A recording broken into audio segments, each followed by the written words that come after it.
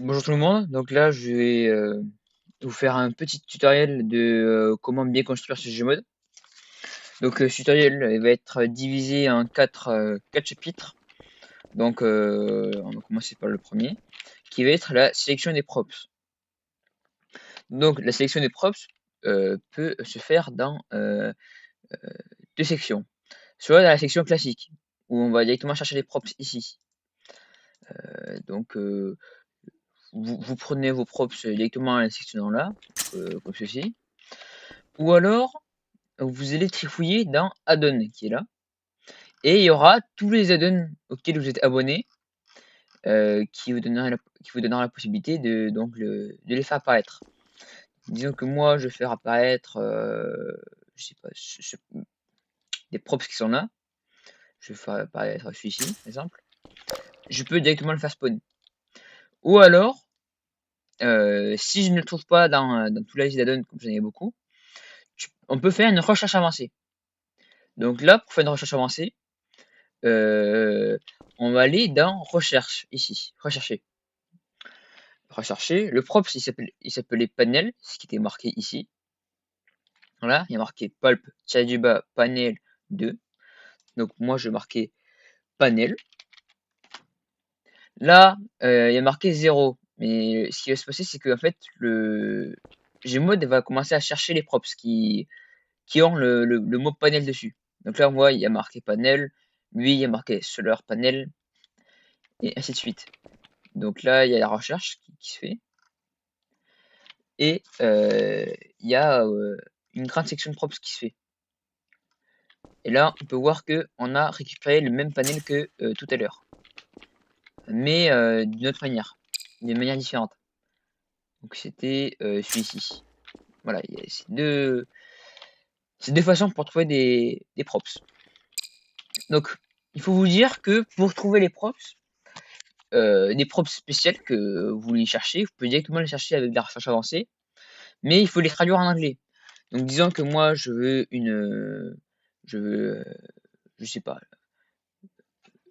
je veux une armoire électrique.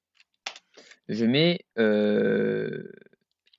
ELEC, je vais mettre ELEC et il y aura donc toutes les propositions d'armoire électrique qu'il y a quoi. Voilà.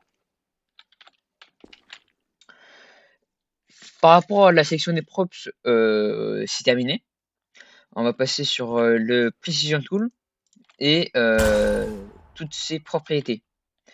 Donc là, dans votre toolgun, vous avez plusieurs chapitres et distinctions.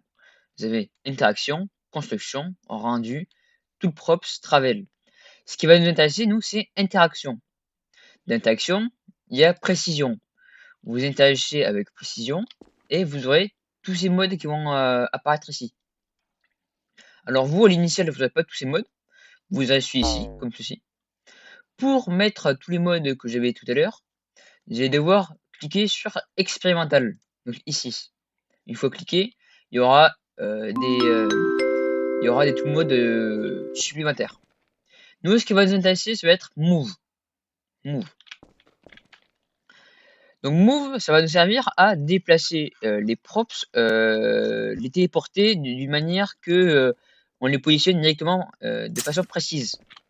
Donc disons que moi, je voudrais aligner ce props là au mur aligné pour pas que ça dépasse. Je peux directement sélectionner l'arête ici et le coller ici directement, comme ceci. Voilà. Et là, c'est la précision impeccable. Là, vous voyez, il y a pas de rebord qui dépasse ni rien. C'est précis. Tous les paramètres qu'il faut appliquer pour le move vont être ceci. Donc, rotate target, ça va être pas très intéressant pour les utilisations qu'on fait avec le move. Donc, je vous conseille pas de le mettre. Et d'ailleurs, ne le mettez pas. Snap distance à 100%, ça vous laissez. Je sais pas ce que c'est, mais vous laissez. Moi, je vais toujours le laisser. Freeze target, ça c'est très important. Si le freeze target on ne le laisse pas et que le prop il est bugué, donc disons que le prop il est bugué comme ça, je l'enlève le freeze target. Le prop ça va traverser le sol, comme ceci. Et c'est pas ce qu'on veut. Nous, on veut que le props il reste ici. On veut pas que le props traverse le sol. Donc, quand vous aurez besoin de défreeze des props, vous n'oubliez pas de recocher freeze target. Ensuite, no collate target, vous laissez. Auto align to the world, entre parenthèses, excusez-moi, nearest 45 degrés. Donc ça, en fait, ça va servir à directement poser les props alignés de 45 degrés. Donc disons que moi, ce props là, sans le auto align, il va se positionner directement décalé. Si je le coche, ça va directement le caler à 45 degrés. Voilà, comme ceci. Donc c'est-à-dire qu'il est passé de, il est passé de ça, il est passé à peu près de ça là, à ça, directement en cochant auto align. Donc ça aussi, je vous conseille pas trop, parce que en fait avec le précision move, ça sera directement aligné avec les plateformes qu'il y a, l'environnement qui est autour de vous. Donc moi, disons que je le collais là, c'est ça se fait direct, c'est directement aligné au sol et au mur. Donc j'ai pas besoin de mettre auto align. Tout ceci, vous le laissez tranquille. Vous n'avez pas besoin de beaucoup de toucher. Et je pense avoir terminé avec le move. Sergent, on aurait besoin de vous pour qu'on soit assez pour faire un supplémentaire. Excusez-moi, des petits tips supplémentaires qu'il y a. C'est un tips pour enlever les collisions avec le monde des props. Avec les props monde. Donc disons que j'ai un grand props, un grillage. Disons que je vais mettre un grillage de ici à ici. Je vais faire apparaître mon grillage dans le menu des props, comme ceci. Et ensuite, ce que grand nombre de personnes vont faire, c'est ils vont prendre le fusty gun et le bouger. Mais le truc, c'est que le grillage va être en collision avec le monde. Donc pour y remédier, vous prenez votre précision, move, et vous allez donc sélectionner le props et sélectionner un mur. Et il faut que votre props soit enfoncé dans le mur. Donc là, il est enfoncé. Il est rentré dedans. Ça fait que là, le props n'a plus de collision avec les props monde. Donc là, le props, je peux directement le placer comme je le veux, sans qu'il y ait de... sans que des choses puissent me déranger. Voilà. Là, je peux le bouger tranquillement, je peux le mettre dans tous les sens que je veux. Il n'y aura aucune collision avec les props monde. Donc voilà. Ça, c'était une petite astuce. Ensuite, on va passer au keypad. Keypad, bouton et feeding door. Donc, je vais expliquer comment fonctionne un feeding door. Donc, on va reprendre l'exemple du grillage. Donc là, je prends mon grillage. Bam, je fais ça. Je le positionne comme je le souhaite. Et là, maintenant, je veux qu'il y ait un feeding door sur le grillage pour pouvoir l'ouvrir et le fermer. Donc ça va être un petit peu compliqué. Je sais pas si je vais les comprendre ce que je vais dire, parce que je sais pas trop comment l'expliquer. Dans votre menu feeding door, vous aurez tous ces paramètres ici. Close sound, active sound, open sound. Donc ces sons vont être les sons que le feeding door va faire quand il va s'ouvrir et se fermer. Donc là, open sound 10, close sound 10, c'est des références de sons que j'ai mis. Ça fait que maintenant, quand je vais appliquer un feeding door sur ce props là, et que j'appuie sur ma touche pour l'ouvrir et le fermer, ça va lire le son que j'ai mis là. Pour donc lier un feeding door à une touche de ce clavier, on va ici cliquer sur ce petit carré. Donc ce petit carré, en fait, ça va être la touche de référence pour le feeding door. Le feeding door qui est qu'on veut mettre, c'est être le feeding door slash, parce que slash de mon pavé tactile, c'est une touche que j'utilise pas nécessairement et pas tout le temps. Donc je préfère utiliser une touche que j'ai jamais utilisée dans le RP pour sans faire exprès ouvrir et fermer des grillages. Donc là, j'appuie sur slash. J'appuie sur slash, ça veut dire que le feeding door, quand je vais sélectionner et que j'appuie sur slash, il va s'ouvrir et se fermer. Le bruit que vous venez d'entendre, c'est le bruit que j'ai mis dans Open Sound et Cloud Sound. Si je l'enlève et que je mets None, et que je resélectionne, évidemment, pour le réactualiser, il n'y aura aucun son qui va se faire. Voilà. Ici, ce qui est très important, c'est d'activer Toggle Active. Toggle Active, en fait, ça va vous permettre de appuyer une fois sur la touche pour l'ouvrir, appuyer une fois sur la touche pour le fermer. Si là, vous ne faites pas, en fait, le Feeling Door va être ouvert seulement quand vous maintiendrez la touche. Et ça, c'est pas ce qu'on veut. On veut que ce soit plus simple et moins chiant. Donc moi, Toggle Active. Et là, je le réactualise. Voilà. Donc là, votre Feeling Door est mis. Donc, faut pas que vous oubliez que Feeling Door soit relié à la touche que vous souhaitez. Donc moi, ma touche, c'est slash. Et maintenant, on va lier un keypad au grillage. Pour le lier, on va cliquer sur keypad, ici. Et il y aura nombreux paramètres qui vont être mis. Access Password. Donc, le Access Password, c'est le code que vous allez mettre sur les keypads pour pouvoir ouvrir le Feeling Door. Donc, il faut que vous sachiez que pour que le code fonctionne, il faut que le code ait minimum un chiffre. Donc, je peux mettre 1 comme code, je peux mettre 9 comme code, ou je peux mettre un maximum de chiffres, 4 chiffres. Donc, je peux mettre 1, 5, 9, 7. J'ai mis des chiffres au hasard, voilà. 1, 5, 9, 7. Donc, je vais mettre ce code-là. Faut pas oublier que le keypad ne va pas fonctionner si vous avez mis le chiffre 0. Là, vous voyez qu'il y a marqué allowed digit. Il y a marqué 1 à 9.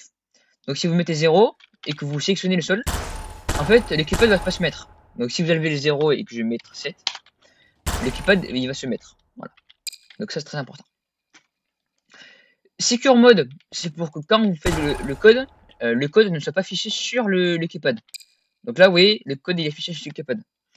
Donc globalement, ça sert à rien de le mettre. Weld. Weld, en fait, c'est pour directement souder le keypad à la surface que vous voulez le mettre. Donc moi, disons que je veux mettre le keypad sur cette surface-là. Je mets Weld et je mets Freeze pour pas qu'il puisse tomber. Globalement, vous laissez cocher dans toutes les circonstances les quatre keypads, les trois paramètres. Tout le temps sélectionné. Donc là, j'ai terminé par rapport aux paramètres du keypad. Maintenant, je vais vous montrer comment le lier. Donc là, ici, comme je vous l'ai expliqué tout à l'heure, le Feeling Door marche avec la touche slash. Excusez-moi. Donc maintenant, dans Access Granted Key, donc Access Granted Key, ça veut dire l'accès autorisé va exécuter la commande slash. Donc moi, j'ai mis la commande slash. Disons que le Feeling Door, c'est Astérix. Voilà, c'est Astérix. Ici, vous voulez ouvrir ce Feeling Door et non lui. Voilà. Donc là, dans la touche que je vais exécuter, je vais mettre slash. Donc là, slash. Ici, vous ne mettez pas. Il y aura marqué Access Denied Key. Donc je vous montre.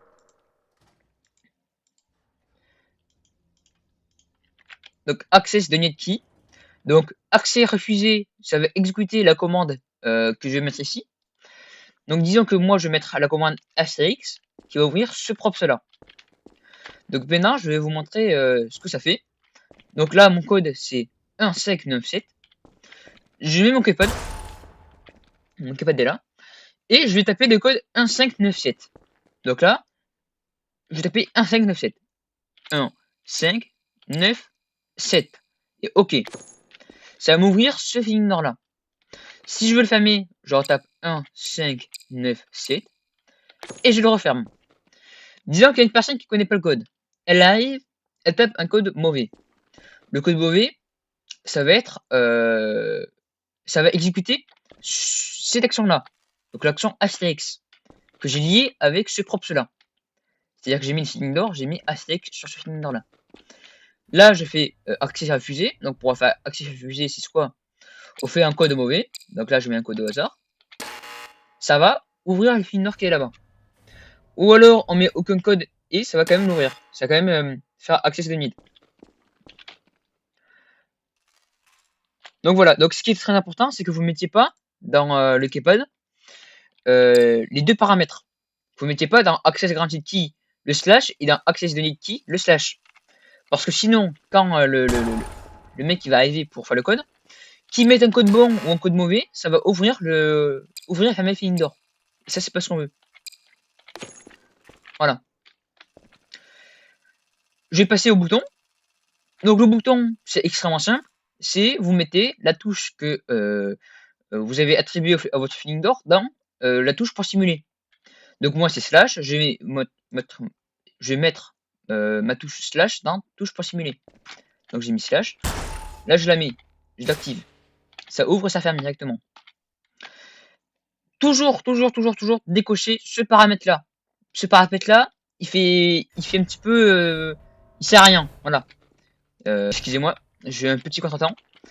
Le bouton, donc je disais que si vous cochez ce paramètre-là, ça va faire que quand vous allez interagir avec le bouton ne va pas se remettre en haut. Donc pour le réactiver, il va falloir le réactiver en rappuyant une fois et en rappuyant encore une fois.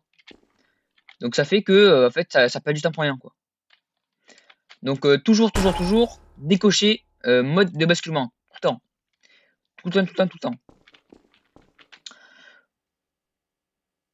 On va passer au stacker. Donc le stacker amélioré, c'est l'outil qui va nous permettre de reproduire des props dans des directions données. Donc moi, disons que je voudrais faire une plateforme surélevée. Je mets mon props comme ça. Et je voudrais que la plateforme soit plus grande. Donc aille plus vers là-bas et aille vers moi. Donc là, je prends le stacker en main. Je vise le props. Et ça va me donner 3 directions. 3 axes de direction. Haut, bas, devant, derrière, droite et gauche. Donc en fait, ces directions, ça va être dans quelle direction le props va être reproduit. Donc là, disons que je veux reproduire ce props vers là-bas. Donc là, on sait très bien que dans ce sens-là, c'est droite. L'inverse de la droite, c'est gauche. C'est assez évident. Donc dans direction, je vais mettre gauche. Voilà, ici, direction gauche. Ça fait que quand je vais interagir avec le props va être reproduit à gauche. Comme ça.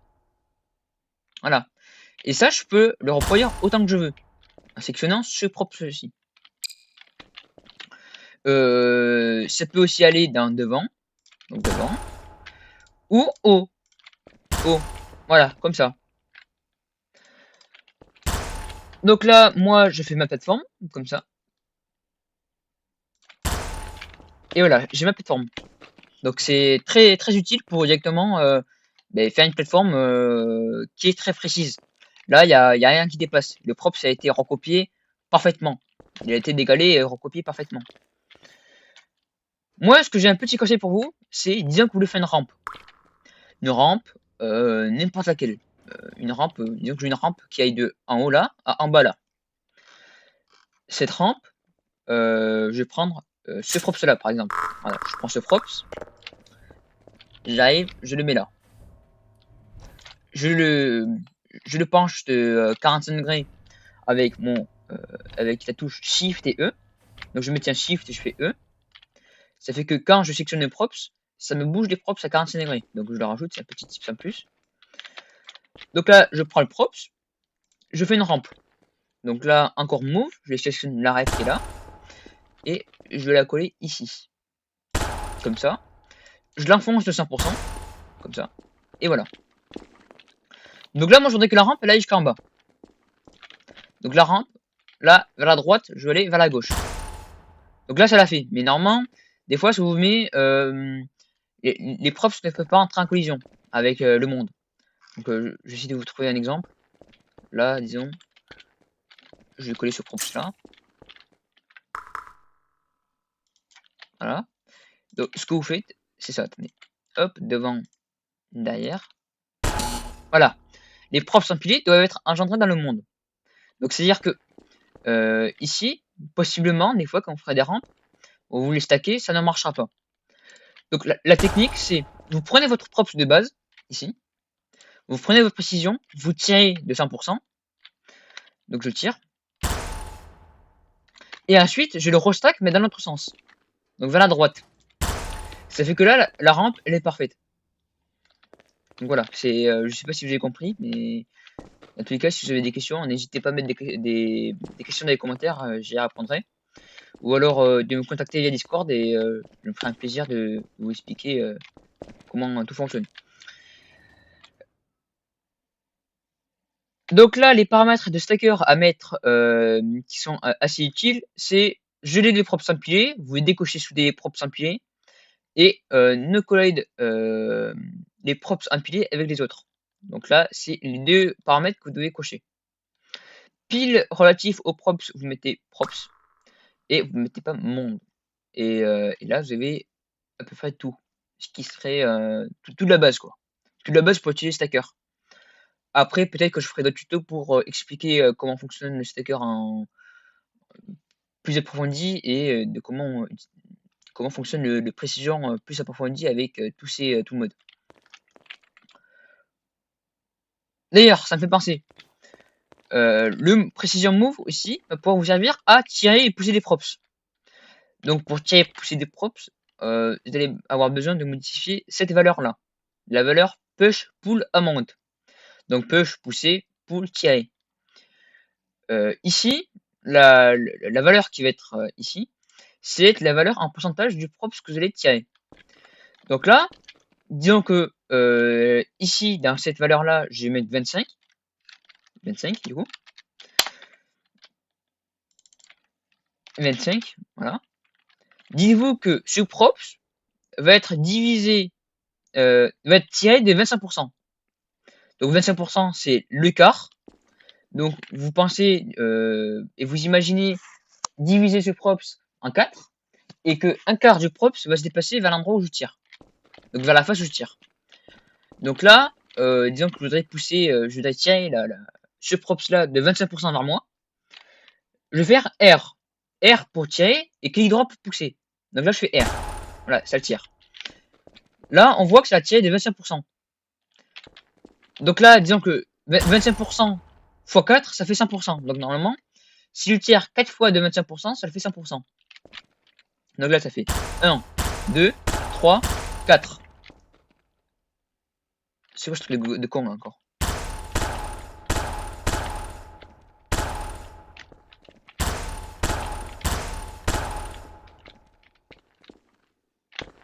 Là, je comprends pas pourquoi il y a un décalage en fait.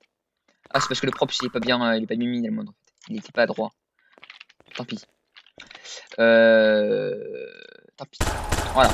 Donc la valeur que j'ai rentrée dans la précision, c'est le pourcentage que le props va être tiré.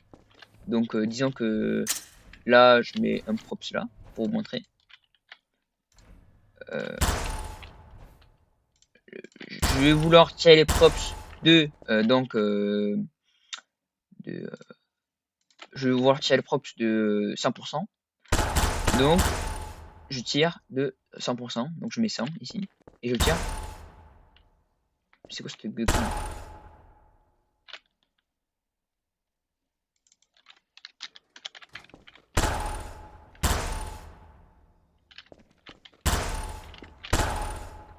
Bon voilà, vous avez compris quoi. Je sais pas quel coin ça fait là, mais c'est tout décalé. Normalement, ça devrait pas faire ça.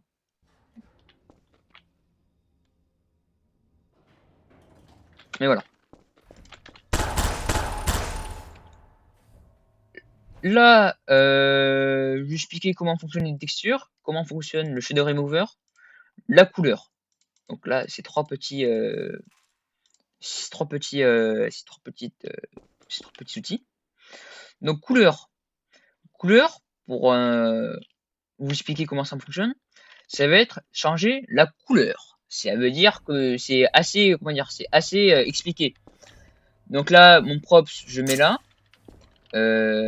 Il est de couleur blanche. Je veux le rendre de couleur vert. Je clique sur le vert qui est là. Et je le mets de couleur verte. ça fonctionne. En fait, là, le matériau que c'est. Donc, pour expliquer, matériau et couleur n'est pas la même chose. Matériau, c'est de comment va être le props. Donc, c'est-à-dire que le props va, disons que je veux que le matériau soit comme ça. Voilà. La couleur ne va pas rendre pareil. Là, ça fait un petit peu, ça fait un petit peu plus propre.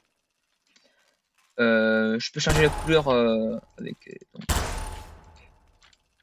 les choix de couleur qu'il y a là. Pourquoi ça change pas la couleur? Parce que c'était freeze. Donc là, je peux changer la couleur comme ça. Donc ici, vous pouvez modifier les couleurs comme vous souhaitez en directement en prenant la couleur que vous souhaitez via ici, ou alors par là. Ici, c'est un outil que j'utilise pas forcément, donc je vous conseille pas trop de l'utiliser. C'est 2 paramètres. Et voilà. Donc là, c'est les trois couleurs que ça modifie pour faire votre couleur.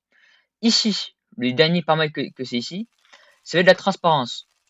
Donc disons que moi, je voudrais faire un vert assez beau. Donc là, je vais chercher mon matériau. Le matériau, j'expliquerai plus tard à quoi il sert et comment l'utiliser. Donc là, c'est un matériau transparent. Voilà. Je veux pas que le matériau soit violet parce que c'est moche. Voilà, ça fait moche et c'est pas beau. Donc moi, je vais mettre un matériau bleu un petit peu. Bleu comme ça. Mais là, c'est trop opaque. Ça fait pas très beau, c'est trop opaque. C'est pas très esthétique. Donc ce que vous faites, c'est vous modifiez la transparence, soit avec cette barre là, ici, ou soit avec ce paramètre ici. Donc là, je peux modifier à l'œil comme ça, de comment ça va rendre le propre transparent. Comme ça, comme ça, comme ça, comme ça. Là, ouais, bof. 100, c'était bien, 100. Donc là, je mets 100. Et ça fait un propre, c'est un petit peu vitre. Là, il y a des petites imperfections. Ça peut faire un petit peu comme la vitre, elle est un petit peu sale. Et ça rend quelque chose de propre. Comparément à l'initiale. Comme ça. Donc c'est comme ça que fonctionne l'outil couleur. Ça vous permet de soit modifier les couleurs, ou soit modifier la transparence d'un props. Texture. Texture, ça va donner une couleur et une apparence aux props que vous allez pouvoir combiner avec la couleur. Comme vous avez pu voir tout à l'heure. Donc c'est-à-dire que je peux mettre ça sur le props et ça va rendre ça comme ça. Voilà. Là vous voyez ça fait un petit peu vitre aussi là.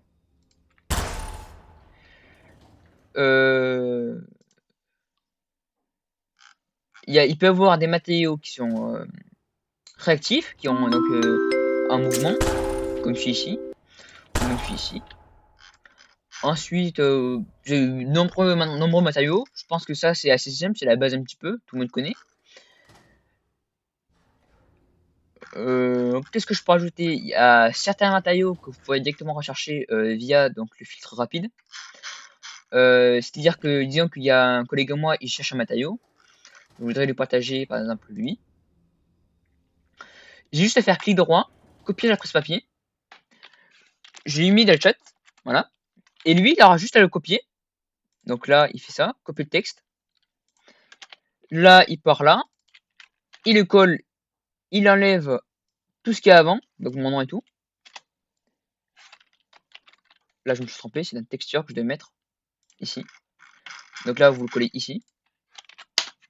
Et là, le matériau que je cherchais et que j'ai donné, il va apparaître directement ici. C'est aussi valable pour les props. Donc disons que je vais partager ce props là. Je peux directement le partager via le chat et le rechercher par ici.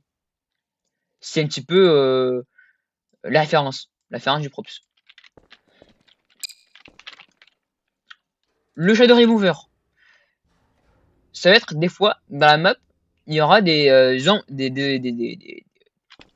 ombres qui vont être faites pour rendre pas beau. Donc là, moi je trouve que ça fait pas beau là. Là, vous voyez, la rampe elle est noire parce qu'il y a une ombre. Ici, la rampe elle est correcte. Du coup, je peux modifier son ombre avec le shadow remover. Donc là, c'est le pourcentage de combien de pourcentage je vais modifier sa couleur, son ombre, excusez-moi. Donc là, je veux que ce soit blanc comme neige. Donc là, je mets 100%. Et là, je sélectionne les deux. Ça fait qu'il n'y ait plus d'ombre dessus. Ça fait que le matériau, il est comme un plein jour. Voilà. Donc, c'est très utile quand vous voulez faire des constructions qui sont belles et soit sombres, soit claires. Moi, souvent, ce que je fais, c'est que je modifie l'ombre avec le couleur. Je mets genre du gris sur mon props. Ça fait qu'il y ait encore un petit peu d'ombre et que ça nique pas les yeux. Voilà, là ça nique pas les yeux, ça fait beau. Là, je pense avoir terminé sur tous les outils du Toolgun qui servent un petit peu en base. Donc, si vous avez des questions, n'hésitez pas à me les mettre dans les commentaires ou alors de me contacter via Discord. Mon Discord va être joint en description et j'en ai terminé. Voilà. Donc, au revoir tout le monde et bon jeu sur Gmod.